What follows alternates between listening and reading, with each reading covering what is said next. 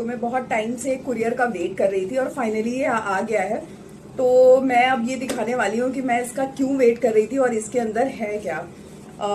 मतलब हो गया होगा 1-1.5 महीने से मैं इस प्रोडक्ट का वेट कर रही थी और ये प्रोडक्ट अब जाके आया है 1.5 महीने बाद। और मैं इतनी एक्साइटेड हूँ कि फाइनली ये आ गया है।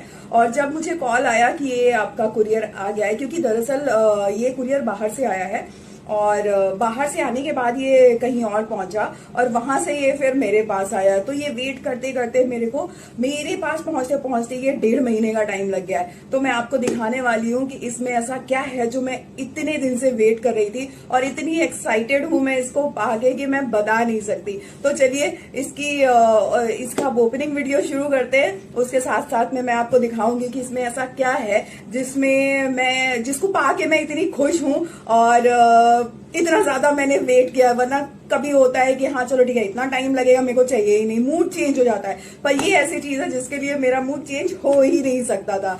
तो चलिए आपको दिखाती हूँ कि इसके अंदर है क्या।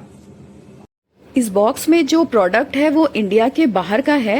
कहने का मतलब ये है कि ये इंपोर्ट किया गया है और यहाँ पे इंपोर्टर के पास पहुँचने के बाद ये मुझ तक पहुँचा है। मतलब मैंने डायरेक्ट इंपोर्ट नहीं किया है, मेरे पास इंपोर्ट एक्सपोर्ट का लाइसेंस नहीं है। तो जो हमारा इंपोर्टर है उसके पास पहले आता है और उसके बाद ये मेरे पास आता है। क्योंकि कोई भी प्रोडक्ट जो हम लोग काम करते हैं, हमारा जो बिजनेस है, मेरा जो बिजनेस है, उसके लिए बल्क ऑर्डर प्लेस करना जरूरी है। तो ये देखिए कितने सारे ब्रेसलेट्स निकले हैं और ये इतने प्यारे ब्रेसलेट्स हैं। सारी डिजाइन्स बहुत ही प्यारी लगी थी मुझे।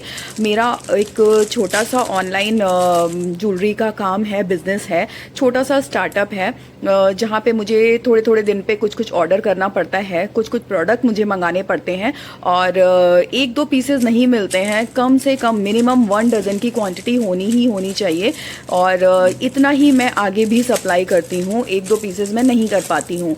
तो उसी के अकॉर्डिंग मुझे भी ऑर्डर करना पड़ता है। हालांकि ये 10 पीसेस मुझे मिल गए थे जो कि मुझे मेरे लिए चाहिए थे। तो मैं ऐसा तो कर नहीं सकती थी कि 1-2 पीसेस ऑर्डर करती और मुझे मिल जाते। हालांकि ये आप मार्केट में भी जाएंगे तो कहीं ना कहीं आपको मिल जाएंगे, लेकिन उनके प्राइस और क्वालिटी डिफर करती है। कई बार क्वालिटी भी वो नहीं मिलती है और अगर क्वालिटी मिल गई तो जो हम लोग बल्क में मंगाते हैं वो प्राइस मैच नहीं होते हैं।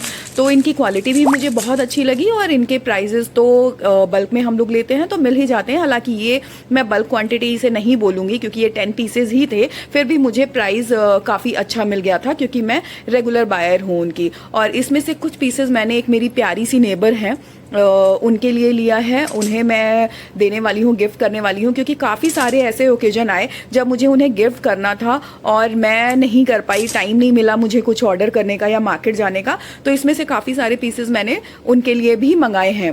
ये सारे पीसेस मुझे बहुत पसंद आए। तो ये तो बाहर का प्रोडक्ट है, बाहर से इम्पोर्ट करते हैं लोग, जो मेरे पास तक पहुँचता है। और बाकी के जो हम लोग प्रोडक्ट लेते हैं या बनवाते हैं वो यहाँ लोकल इंडिया के वेंडर होते हैं जिनसे हम लोग बनवा लेते हैं, तो मिल जाते हैं काफी सारे।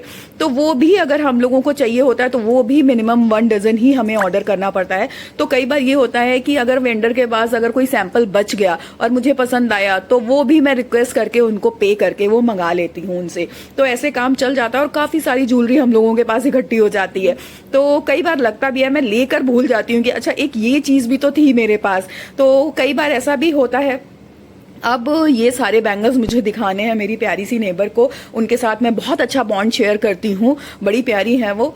आप लोग तब तक अपना ख्याल रखिए जब तक मैं ये बैंगल्स उनको दिखाती हूँ, उनको गिफ्ट करने की कोशिश करती हूँ। थोड़ी सी मुश्किल आएगी, मुझे पता है, उनको गिफ्ट करने में। खैर चलते हैं, अब मिलते हैं अगले